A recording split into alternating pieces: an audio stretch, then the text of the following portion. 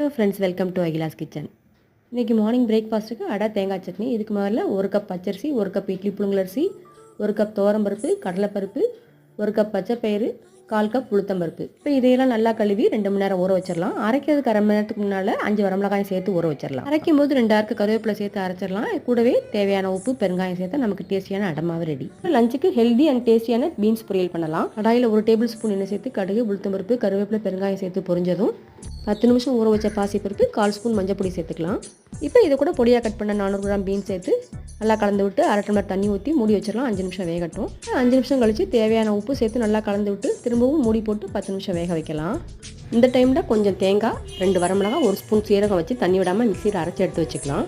10 நிமிஷம் ஆயாச்சு. இந்த பீன்ஸ் பாசிப்பருப்பு நல்லா வெந்திருக்கு. இது கூட இப்போ நம்ம அரைச்சி வச்சிருக்கிற தேங்காவில் சேர்த்து நல்லா கலந்து விட்டு 5 நிமிஷம் மூடி போட்டு நமக்கு டேஸ்டியான பீன்ஸ் பொரியல் ரெடி. இந்த பொரியலை சாதத்துக்கு லஞ்ச் பாக்ஸ்லையும் பசஞ்சு கொடுக்கலாம். ப்ரோட்டீன் அண்ட் ஃபைபர் நிறைஞ்ச லஞ்ச் பாக்ஸ் ரெடி.